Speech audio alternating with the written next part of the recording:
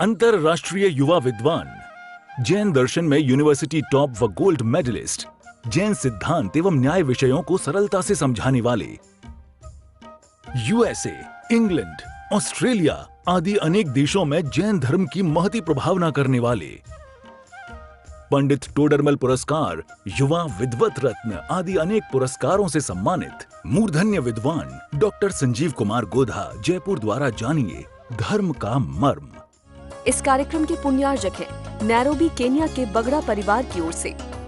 तज्जयति परम ज्योतिः समं समस्तैरनंत पर्यायै दर्पण तल इव सकला प्रतिफलति पदार्थ मालिका यत्र परमागमस्य बीजं निषिद्ध जात्यन्ध सिन्धुर्विधानं सकल नय विलसितानां विरोध मथनम नमाम्यनेकांतम।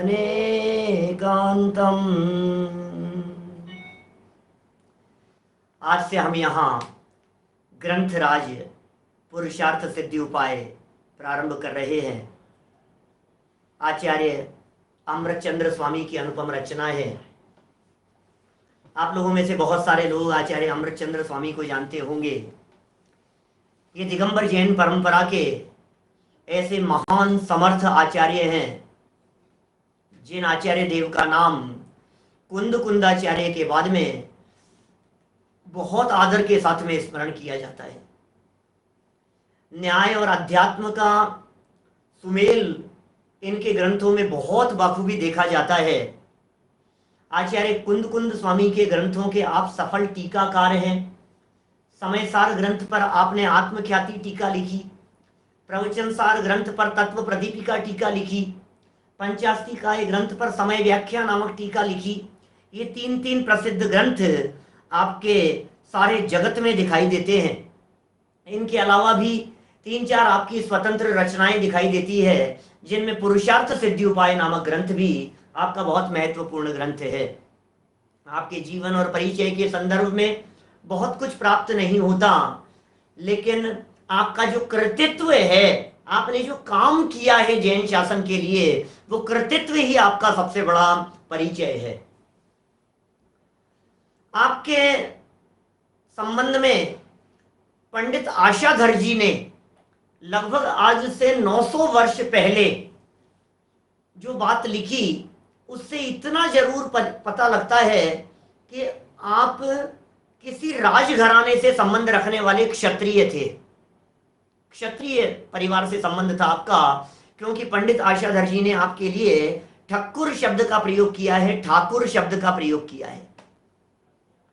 ठाकुर हैं आप, ऐसे शब्दों का प्रयोग आपके लिए हुआ है, जो निश्चित तौर पर यह सिद्ध करता है कि आपका संबंध किसी न किसी विशेष क्षत्रिय परिवार से रहा होगा। देखिए, ऐसे महान समर्थ आचार्य अमृतचंद्र स्वामी की यह रचना पुरुषार्थ सिद्धि उपाय नामक ग्रंथ है। यह रचना, इसमें निश्चय, व्यवहार, निमित्त उपादान और अहिंसा की इतनी सुंदर चर्चा की है कि जिसे देख करके आप कहेंगे ऐसी अहिंसा की बात तो हमने कभी नहीं पढ़ी, ऐसी अहिंसा की चर्चा तो हमने कभी नहीं सुनी। ये सब चर्चाएं इसमें आने वाली है, धीरे धीरे प्रकरण के अनुसार आएगी, धीरे धीरे पढ़ेंगे हम। माने ये वो ग्रंथ हैं जिस ग्रंथ में हमारे को अहिंसा की निश्चय और व्यवहार से व्याख्या मिलेगी। ये वो ग्रंथ है जिसमें अध्यात्म का पुट भी होगा और व्यवहार की चर्चा भी होगी। अकेले निश्चय की चर्चा नहीं है और अकेले व्यवहार की चर्चा नहीं है। ये ग्रंथ श्रावकाचार ग्रंथ है, श्रावकों के जीवन से संबंध रखने वाला ग्रंथ है। इस ग्रंथ में हमारे को अपनी लाइफ स्टाइल किस प्रकार की होनी चाहिए, वो चर्चा भी बखूबी जानने को मिलेगी। हमारी लाइफ स्टाइल किस प्रकार की होनी चाहिए, हमारी डे टू डे लाइफ की दिनचर्या किस प्रकार की होनी चाहिए।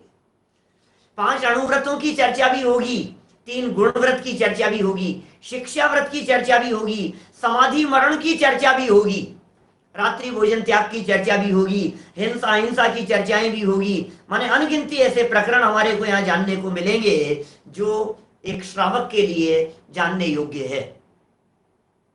ये पुरुषार्थ सिद्धि उपाय नामक ग्रंथ अमृतचंद्र स्वामी द्वारा लगभग 1000 वर्ष पहले लिखा गया था। लगभग 1000 वर्ष पहले इस पुरुषार्थ सिद्धि उपाय ग्रंथ की रचना हुई। तो देखिए ये पुरुषार्थ सिद्धि उपाय नामक ग्रंथ, इस ग्रंथ का दूसरा नाम पता है क्या है? याद रखना, इस ग्रंथ का दूसरा नाम जिन प्रवचन रहस्य कोश। क्या नाम है? जिन प्रवचन रहस्य कोश। माने जिनेंद्र भगवान के प्रवचन का रहस्य जिस कोश में भरा हुआ है, ऐसा ग्रंथ है ये पुरुषार्थ सिद्धि उपाय नामक ग्रंथ। आज हम आपके बीच में प्रारंभ कर रहे हैं। हमने लगभग 1998-99 में इस ग्रंथ को टोडरमल जी की सभा में चलाया था। आपको जानकर के प्रसन्नता होगी कि जिन टोडरमल जी साहब का 300वां जन्म वर्ष आज पूरा हिंदुस्तान और पूरी दुनिया धूमधाम से मनाने के लिए लालायित है, वे ही पंडित टोडरमल जी साहब, वे ही पंडित टोडरमल जी साहब इस पुरुषार्थ सिद्धि उपाय ग्रंथ के टीकाकार हैं। मूल संस्कृत की पंक्तियां, मूल संस्कृत के श्लोक 1000 वर्ष पहले अमृतचंद्र आचार्य द्वारा लिखे गए और उनकी टीका करने का सफल प्रयत्न किया पंडित प्रबल टोडरमल जी साहब ने। लेकिन दुर्भाग्य की बात, पंडित टोडरमल जी साहब इस टीका को पूर्ण नहीं कर सके और बीच में ही उनका जीवन पूरा हो गया। वे काल के गाल में समा गए। इस ग्रंथ की आधी टीका तो टोडरमल जी द्वारा हुई, लेकिन बाकी बची हुई टीका को पूरा करने का बीड़ा उठाया पंडित दौलत राम जी कासलीवाल ने। और आज से लगभग 250 वर्ष पहले पंडित दौलत राम जी कासलीवाल ने इस पुरुषार्थ सिद्धि उपाय ग्रंथ की टीका को पूर्ण किया। ढूंढारी भाषा में उनकी टीका उपलब्ध है। उसके पश्चात चूंकि भाषा पुरानी थी, इस भाषा को आधुनिक हिंदी भाषा में रूपांतरित किया। आज से करीब 51 वर्ष पुरानी बात होगी। पंडित गंभीर चंद जी वैद्य अलीगंज वालों ने, बहुत अच्छे विद्वान थे, उनके द्वारा इसका हिंदी रूपांतरण किया गया। तो इन सब का मिश्रण, ये सब हमारे को इस ग्रंथ में उपलब्ध होगा। श्रावकों का जीवन किस प्रकार का होना चाहिए, उसका आचरण किस प्रकार का होना चाहिए, ये बातें तो हमारे को जानने को मिलेगी ही। अमृतचंद्राचार्य के श्लोक, टोडरमल जी साहब की टीका और गंभीरमल जी साहब के भावार्थ और विशेषार्थ, वे सब हमारे को यहाँ जानने को मिलेंगे। 2 छंदों में अमृतचंद्र स्वामी ने मंगलाचरण किया, लेकिन अमृतचंद्राचार्य के मंगलाचरण के पहले टोडरमल जी साहब ने 6 छंदों में मंगलाचरण किया है। हम प्रारंभ करते हैं इस ग्रंथ को। जिन लोगों के पास में आज पीडीएफ पहुंच गई है, पीडीएफ पुस्तक का पेज नंबर है 19 नंबर पेज से हम शुरू कर रहे हैं। जब ये 19 शब्द सुनते हैं ना अपन, 19 से शुरू कर रहे हो यार, क्या 19 ही बात लगती है, ऐसा लोग सोचते हैं। लोगों को ऐसा लग रहा है 19 से शुरुआत ही 19 से है कि सुनो, शुरुआत इसलिए 19 से है कि हम सबकी वर्तमान दशा 19 ही है। और अब जब इस ग्रंथ को हम पढ़ेंगे तो 19 से 21 और 121 और 221 और 226 तक पहुंचेंगे। इस ग्रंथ में 226 श्लोक हैं। हम यहाँ पेज नंबर 19 से प्रारंभ कर रहे हैं। देखिए, खोलिए ग्रंथ, धीरे धीरे पढ़ते चलेंगे। बारीक चर्चा है, मार्मिक चर्चा है, सूक्ष्म चर्चा है, उपयोग की एकाग्रता चाहिए और आपकी कंटिन्यूटी चाहिए, आपकी निरंतरता चाहिए। आप निरंतर बने रहेंगे, स्टेप बाय स्टेप हमारे साथ में चलते जाएंगे, आप कुछ ना कुछ नया सीखते चले जाएंगे। देखिए, ओम श्री जिनाय नमः।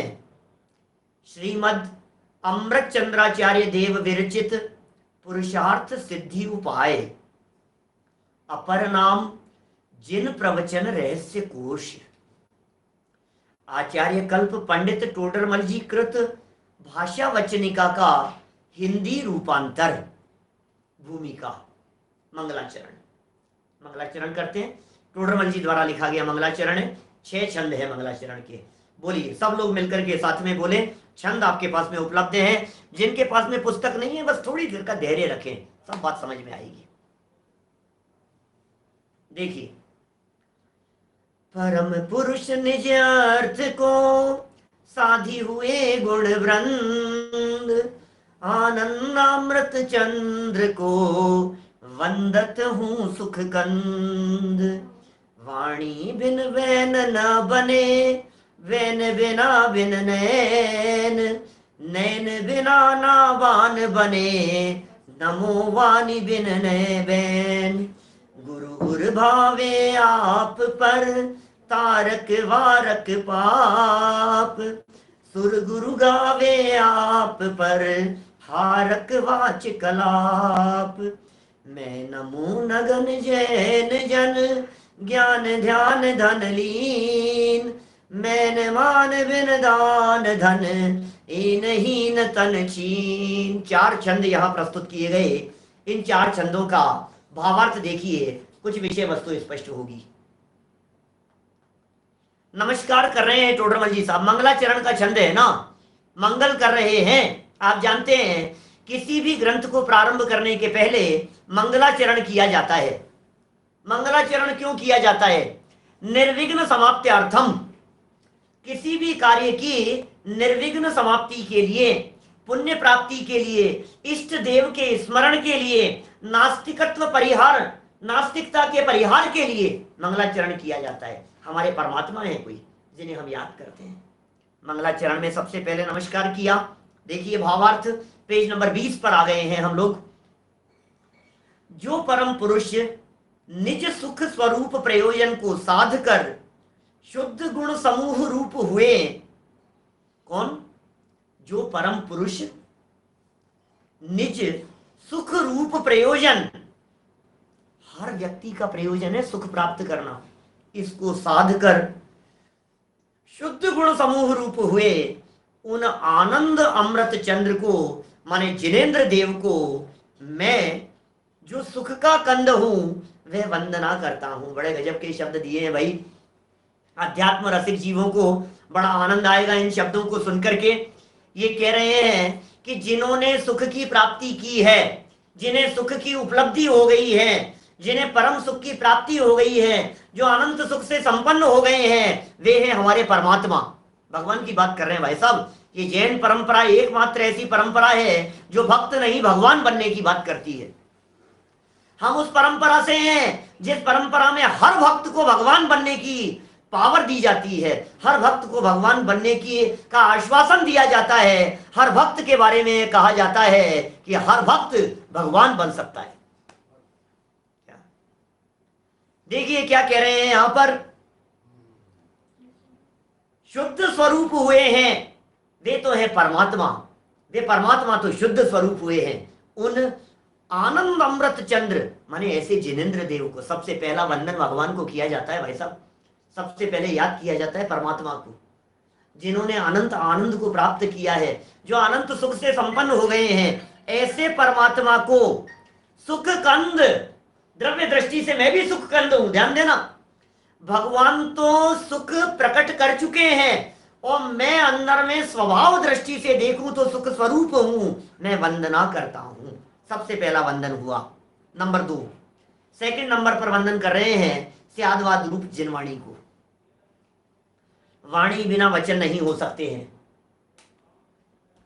वाणी के बिना वचन नहीं हो सकते, और वचनों के बिना नयों का कथन सत्य नहीं हो सकता। आप जानते हैं नए क्या होते हैं? मुझे मालूम है बहुत सारे हमारे साथी ऐसे होंगे जो जानते नहीं होंगे नए क्या होते हैं। ये नए क्या चीज होती है? अपेक्षा से बात करना नए कहलाता है, अलग अलग एंगल बदल करके बात करना नए कहलाता है। देखिए जरा क्या कह रहे हैं यहां पर, वाणी के बिना वचन नहीं होते और वचनों के बिना नयों का कथन नहीं होता। नए माने कथन करने की स्टाइल, नए माने बोलने का तरीका, नए कथन। नए क्या होता है? आप बड़े हैं कि छोटे हैं भैया? बोलो। ये गोरे हैं कि काले हैं?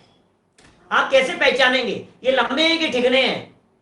मैंने एक लाइन खींची है और मैंने ये पूछा, बतलाओ ये लाइन छोटी है या बड़ी है? उस लाइन को छोटी भी किया जा सकता है, उस लाइन को बड़ी भी किया जा सकता है। कि क्या बात कर रहे हैं साहब, लाइन को छोटी बड़ी कर सकते हो? कि हाँ कर सकते हैं ना, कर देंगे, उसे मिटान देंगे, उसके आगे खींच लेंगे। कि नहीं, बिना टच किए हुए करना है छोटी बड़ी। क्या आप कर सकते हैं ऐसा? बिना टच किए हुए आप छोटी बड़ी कर सकते हैं क्या? कि कर सकते हैं। इसका नाम है नय, इसका नाम है दृष्टिकोण। क्या है? नीचे आप बड़ी लाइन खींच दो, छोटी हो गई। ऊपर आप छोटी लाइन खींच दो तो वो बड़ी हो गई है। देखने का नजरिया है नय। ये कहते हैं कथन करना नय के बिना नहीं हो सकता है। अपेक्षाएं लगेगी लगेगी।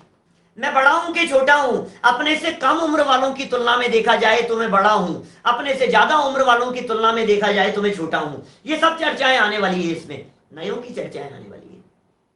देखने का नजरिया अपना अपना, गोरा है या काला है, लंबा है, छोटा है, ठिगना है, मोटा है, पतला है, कैसे कहेंगे भाई साहब?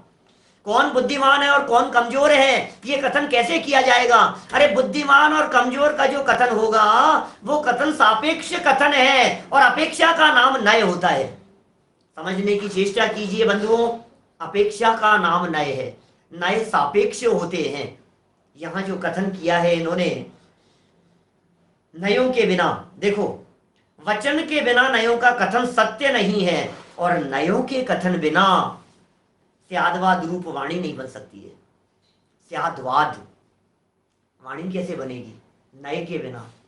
अरे हमारी पूरी की पूरी जिनवाणी, जिसे हम द्वादशांगमय जिनवाणी कहते हैं, ये पूरी की पूरी द्वादशांगमयी जिनवाणी, ये पूरे के पूरे शास्त्र जिसकी रचना श्रुत पंचमी के दिन हुई है, प्रारंभिक समय जिस दिन हुआ है, ये श्रुत पंचमी का दिन जिस दिन जिनवाणी लिपिबद्ध हुई, ये सारे के सारे शास्त्र नयों की भाषा में लिखे गए, अपेक्षा से लिखे गए। अपेक्षा, अपेक्षा बदल दो, अपेक्षा बदल गई, नय बदल गया, देखने का नजरिया बदल गया, व्यक्ति निगाह से गिर गया। अरे जिसे हम महान समझते थे वो नजरों में हीन हो गया, जिसे हीन समझते थे वो महान हो गया। भाई साहब नजरिया ही तो है देखने का, और क्या है? आप कैसे हैं? आप अपने आप को कैसा देखते हैं? आप अपने आप को बुद्धिमान देखते हैं या आप अपने आप को कमजोर देखते हैं? आप अपने आप को हीन देखते हैं या आप अपने आप को महान देखते हैं? आप अपने आप को पुरुष देखते हैं या आप अपने आप को आत्मा देखते हैं? बताइए कैसी निगाह है आपके पास में देखने की? अपने आप को बालक देखते हैं, अपने आप को युवा देखते हैं, अपने आप को वृद्ध देखते हैं। हम ये कह रहे हैं बालक, युवा और वृद्ध, इन तीनों अपेक्षाओं से निरपेक्ष एक और तत्व है जो देखने लायक है, उसका नाम है आत्मा, उसका नाम है चैतन्य। वो मैं हूं भाई साहब। एक बार दृष्टि को बाहर से हटाओ और अंदर में देखो, तुम्हें पता लगेगा मैं कौन हूं। ये देखने का नजरिया चाहिए। ये कह रहे हैं यहां पर ऐसी स्यादवाद रूप वाणी नहीं बन सकती है। स्यादवाद भगवान की वाणी का चिन्ह है। ये बोलते हैं ना अपन लोग, स्यादवादमयी वाणी तेरी, ओंकारमयी वाणी कहलाती है, स्यादवादमयी वाणी कहलाती है। भगवान की वाणी निरक्षरी है, ओंकार स्वरूप वाणी है, अपेक्षाएं हैं उसके अंदर। नक्ति नये विहुणम सुत्तम अत्थो वजनवर मदमही तोरणय वादे निहुणा मुनिनो सिद्धंतिया होंती। नक्ति नये विहुणम सुत्तम अत्थो वजनवर मदमही तोरणय वादे निहुणा मुनिनो सिद्धंतिया होंती। धवला में कहते हैं वीरसेन स्वामी, सारा जिनागम नयों की भाषा में लिखा गया है।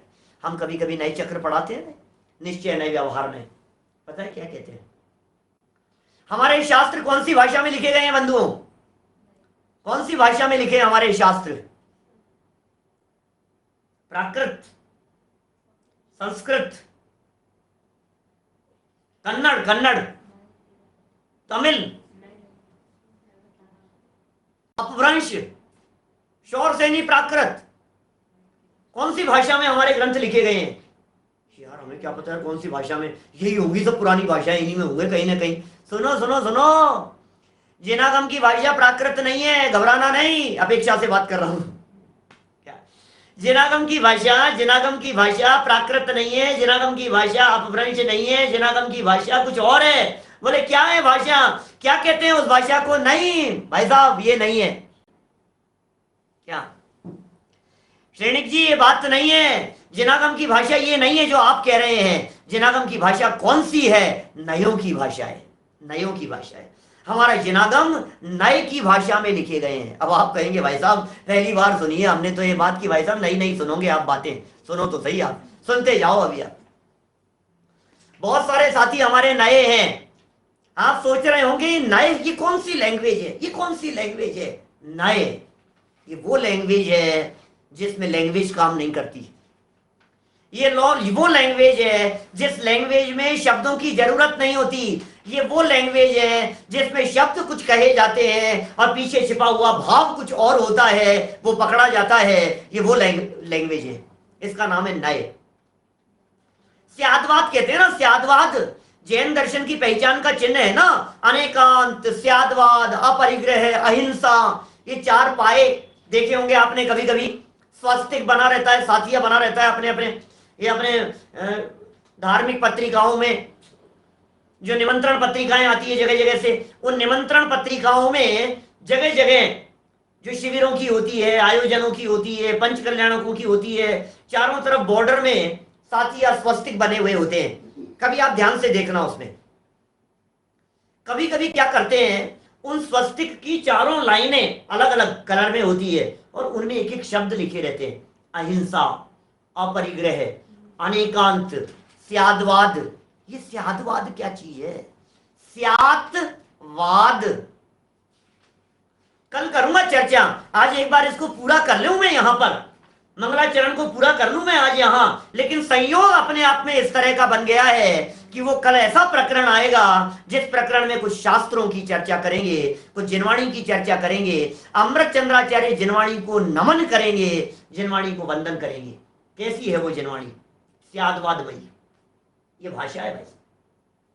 मैं हमारे छोटे छोटे बच्चों को जब कभी ये नए समझाने लगता हूं तो एक एग्जाम्पल देता हूं। मेरे कहते ही बहुत सारे लोग समझ गए होंगे कि पंडित जी क्या एग्जाम्पल देने वाले हैं, कौन सा प्रसंग सुनाने वाले हैं जो लोग मुझे रेगुलर सुनते रहते हैं। कौन सा बताओ पिताजी साहब? नहीं ध्यान आया? एक बच्चा देर से घर पर आया आ गया आज ध्यान।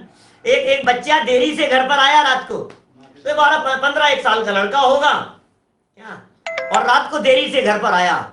जैसे ही घर पर आया करीब 9:30 बजे के आसपास का समय होगा, और दरवाजा खोलते ही मां ने डांटना शुरू किया कि नालायक कहां गया था, कहां चला गया था तू? सॉरी मां आज पिक्चर देखने चला गया था। चले जा वहीं बैठा रहता, क्या जरूरत थी आने की, एक शो और देख आता। क्या कह रही है मां? एक शो और देख आता, क्या जरूरत थी आने की? इतना सुनकर मैं आपसे पूछता हूं, कौन सा इतना समझदार बच्चा होगा जो अपनी मां से ये कहेगा लाओ मां 200 रुपए और दे दो, एक शो देखे आता हूं। बोलो, मां कह रही है चले जा एक शो और देखे आता, और बच्चा ये कहता है सॉरी मां आगे से नहीं जाऊंगा, सॉरी मां अब नहीं जाऊंगा। मां कह रही है चले जा, और बच्चा समझ रहा है चले जा का मतलब यह होता है आगे से मत जाना। चले जा का मतलब क्या होता है? मैं आपसे पूछता हूं, भाषा बतलाओ, भाषा। मां ने कौन सी लैंग्वेज में कहा? बोलो, मां कौन सी लैंग्वेज में बोली है? हिंदी में गो, गेट आउट। इंग्लिश में बात कर सकती है, इंग्लिश में बोल सकती है, हिंदी में बोल सकती है। नहीं भाई साहब, मां के कथन करने की स्टाइल अलग है, मां के कथन करने की, बोलने की पद्धति अलग है, बोलने का तरीका अलग है। मां अलग स्टाइल में बात कर रही है। मां कह रही है चले जा, इस शब्द का अर्थ दुनिया के किसी डिक्शनरी में, किसी एनसाइक्लोपीडिया में, किसी भी जगह पर जाकर के तलाशेंगे तो आपको यही मिलेगा कि चले जा माने चले जाना होता है, यही मिलेगा, चले जा, चले जा। लेकिन वो बच्चा समझ रहा है, क्या समझ रहा है? भाव समझ रहा है, भाव समझ रहा है, शब्द नहीं। ये भाषा है, इस भाषा को कहते हैं नए, इस भाषा को कहते हैं नए पद्धति। भाई साहब ये नए पद्धति है। ये कैसी नई पद्धति है जिसमें ये बात कही गई है? ये नई पद्धति का मतलब शब्द जिनवाणी में कुछ भी हो, लेकिन उन शब्दों के पीछे का हमें भाव पकड़ना है। शब्द कुछ भी लिखे हुए मिले, उनके पीछे आचार्य देव क्या कहना चाहते हैं। आचार्यों के कहने का मंतव्य क्या है, आचार्यों के कहने के पीछे उनके शब्दों की गहराई क्या है, हमें इस बात को समझना पड़ेगा। इसका नाम है नए। थोड़ी बहुत आइडिया दिया है मैंने आपको नए के संदर्भ में। देखिए थोड़ा आगे बढ़ते हैं हम लोग। देखिए क्या कहें, स्यादवाद वाणी नहीं बन सकती, किंतु हे जिनेन्द्र देव आपकी वाणी स्यादवाद रूप होती है। जिनेन्द्र देव की वाणी स्यादवाद रूप होती हुई भी निरक्षरी है, मैं उसे नमस्कार करता हूं। सबसे पहले नमस्कार किया जिनेन्द्र देव को, उसके बाद में नमस्कार किया जिनवाणी मां को, और अब तीसरे नंबर पर नमस्कार कर रहे हैं बृहस्पति को, सुर गुरु को नमस्कार कर रहे हैं। सुर गुरु जिसको वंदन करते हैं उन्हें नमस्कार करें, गुरुओं को नमस्कार कर रहे हैं। माने देव, शास्त्र और फिर गुरु। अब गुरुओं को वंदन है। देखिए सुरगुरु जानते हैं आप कौन होते हैं? बृहस्पति को कहते हैं सुरगुरु। आप जानते हैं बृहस्पतिवार, इसको गुरुवार भी कहते हैं। बृहस्पतिवार को गुरुवार क्यों कहते हैं? क्योंकि बृहस्पति देवों के गुरु कहलाते हैं। बृहस्पति है ना, बृहस्पति, ये बृहस्पति देवों के गुरु हैं, देवों के शिक्षक हैं। वो गुरु होने के कारण, बोले बृहस्पतिवार कहो या गुरुवार कहो एक ही बात है। तो सुरगुरु अपने और दूसरों के मन को हरने वाले वचनों द्वारा अपना और पर का कल्याण करने वाले हैं। अपना और पर का कल्याण करने वाले एवं पापों का नाश करने वाले जिन गुरुओं की स्तुति करते हैं, जिन गुरुओं की स्तुति करते हैं, वे गुरु मेरे हृदय में वास करें। ओहो, मैं उन गुरुओं को वंदन कर रहा हूं जिन गुरुओं की स्तुति बृहस्पति करते हैं। बृहस्पति तो देव है, बृहस्पति तो देवगति के जीव हैं, वे तो गुरु हो ही नहीं सकते, वे तो चौथे गुणस्थान से ऊपर हो नहीं सकते हैं। लेकिन वे बृहस्पति भी जिन गुरुओं की स्तुति करते हैं, जिन दिगंबर संतों की स्तुति करते हैं, जिन मुनिराजों की स्तुति करते हैं, वे मुनिराज, वे गुरु मेरे हृदय में निवास करें। और इसी बात को स्पष्टीकरण करते हुए फिर दिगंबर मुनिराजों की महिमा बतला दी। देखिए, मैं जिन मुद्रा धारक जैन, मैं जिन मुद्रा धारक जैन नग्न दिगंबर मुनि को नमस्कार करता हूं। मैं नमस्कार करता हूं जिन मुनि को, मैं नमस्कार करता हूं दिगंबर संतों को, मैं नमस्कार करता हूं वीतरागी जैन मुनिराजों को। कैसे हैं वे जैन मुनिराज? जो ज्ञान ध्यान रूपी धन स्वरूप में लीन है। उन वीतरागी मुनिराज क्या काम है उनके पास में? बोले ज्ञान ध्यान तपो रखते हैं, ज्ञान ध्यान और तप में लीन है, काम मान से रहित हैं, घमंड नहीं है, अभिमान नहीं है, मायाचार नहीं है, विकृति नहीं है, छल कपट नहीं है, कर्तृत्व और भोक्तृत्व का परिणाम नहीं है, ममता से रहित हैं, मेघ के समान धर्मोपदेश की वृष्टि करने वाले हैं, पापों से रहित हैं, क्षीण काय हैं। ओह, अर्थात जिन्होंने कषाय और काया को क्षीण कर दिया है, ज्ञान स्वरूप में अत्यंत पुष्ट है। ये 4 छंद हुए हैं मंगलाचरण के जो टोडरमल जी साहब ने लिखे। देखिए इसके आगे के 2 छंद और हैं टोडरमल जी के लिखे हुए। थोड़ा सा फास्ट हम इसलिए ले रहे हैं कि कुछ विशेष बात नहीं है यहाँ, आप लोगों के लिए प्रयोजनभूत भी नहीं है। आगे जब बढ़ेंगे तो धीरे धीरे रुकते रुकते बढ़ेंगे। आगे वाला छंद बहुत मार्मिक है, इसकी चर्चा मुझे करनी है आपके बीच में थोड़ी बहुत, इसलिए मैं फास्ट यहां तक आ गया हूं। 5 नंबर का छंद आप लोग याद करेंगे, मुझे प्रसन्नता होगी। बेटा याद करना, बहुत ही सुंदर छंद है, मजा आएगा। पिताजी साहब सुना होगा आपने कई बार। कोई नर निश्चय से आत्मा को शुद्ध मान, भय है स्वच्छंद न पीछाने निज शुद्धता। समैया 31 है, ये मनहरण छंद कहलाता है। 31 छंद है, बड़ी गजब की धुन है इस छंद की। और ऐसी मिथ्या मान्यताओं के ऊपर चोट मारी है। एकांतवादी नहीं है हम, ये टोडरमल जी कह रहे हैं, हम एकांतवादी नहीं है।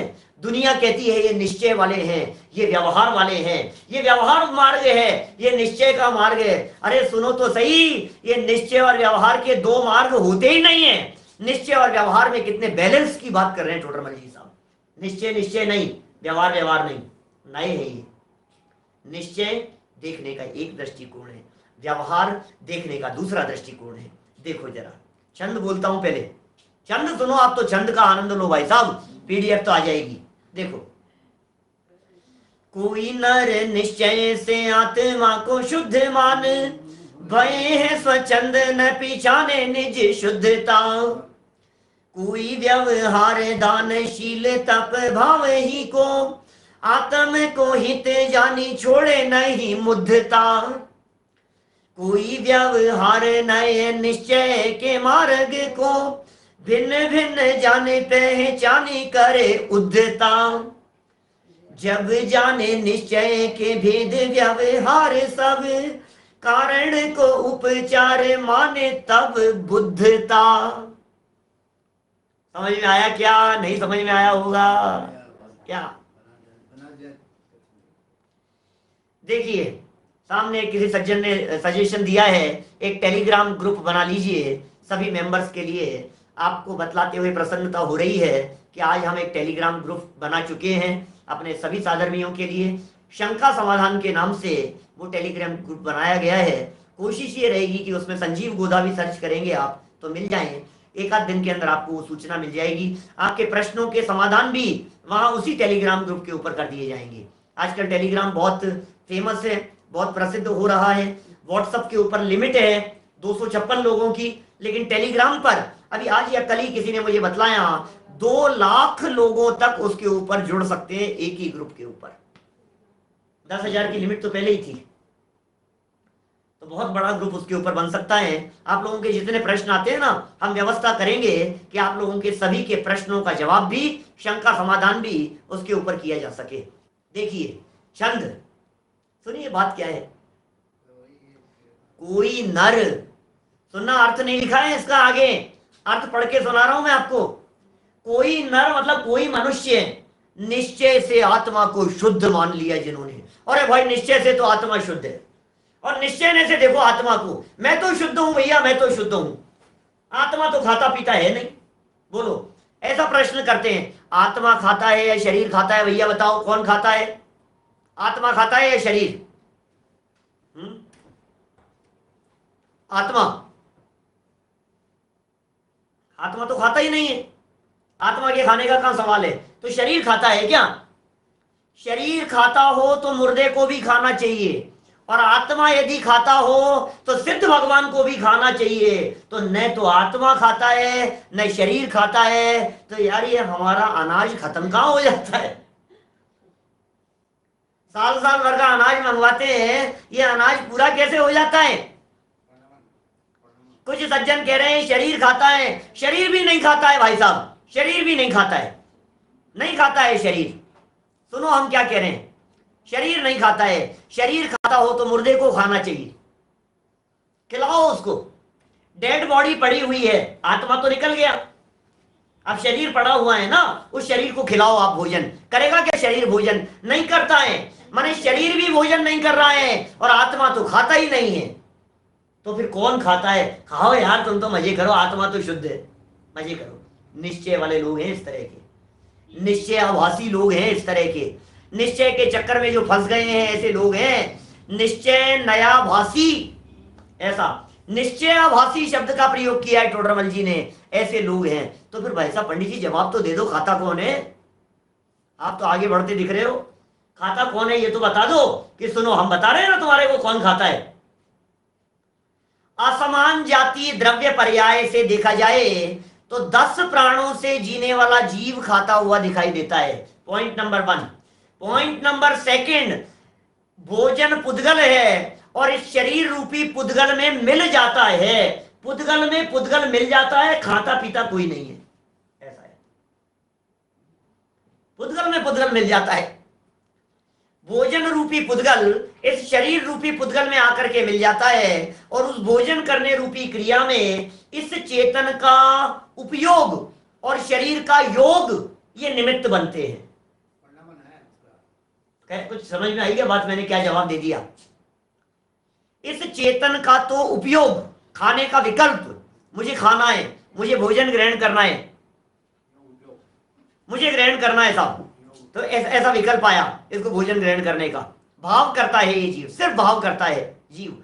और योग मन वचन काय की चंचलता रूप क्रिया, बोले इनके साथ में जब निमित्त नैमित्तिक संबंध की स्थिति बनती है तो वो चेतन खाता हुआ सा नजर आता है। देखिए आप, जो लोग निश्चयाभासी लोग हैं, निश्चय ही निश्चय में उलझे फंसे हुए लोग हैं, वो क्या मानते हैं, भय है स्वच्छंद, आत्मा को शुद्ध मान करके वो स्वच्छंद हो गए हैं, न पिछाने निज शुद्धता। भैया आत्मा द्रव्य दृष्टि से शुद्ध भी है, स्वीकार करो उस बात को, लेकिन स्वच्छंद होने के लिए नहीं। बोलो ये साहब क्या बताएं आपको, जीव मरता है कि नहीं मरता है, बताओ बोलो उपशम, जीव मरता है कि नहीं मरता है, बोलो आज आत्मा मरता है कि नहीं मरता है, नहीं मरता है, नहीं मरता है, बिल्कुल नहीं मरता है। तो फिर एक प्रश्न का जवाब दो, तो फिर ये चींटी के ऊपर पैर रखें तो वो मरेगी कि नहीं मरेगी? आत्मा तो मरता नहीं है, और शरीर से क्या लेना देना है, शरीर तो जड़ है, शरीर तो पुद्गल है, तो फिर हिंसा का क्या होगा, हिंसा का क्या होगा? इन्हीं अमृत चंद्राचार्य देव ने इस बात का जवाब दिया है। जिन अमृत चंद्राचार्य की हम बात पढ़ रहे हैं, क्या जिन अमृत चंद्राचार्य की हम बात पढ़ रहे हैं, इन अमृत चंद्राचार्य देव ने समय सार में एक बात कही है कि सुनो, इस शरीर सहित आत्मा को जीव स्वीकार करो, शरीर सहित आत्मा को। ऐसा नहीं कि आत्मा अलग होता है शरीर अलग होता है, स्वीकार करना पड़ेगा भाई साहब आपको व्यवहार से। इस कार्यक्रम के पुण्यार्जक हैं नैरोबी केन्या के बगड़ा परिवार की ओर से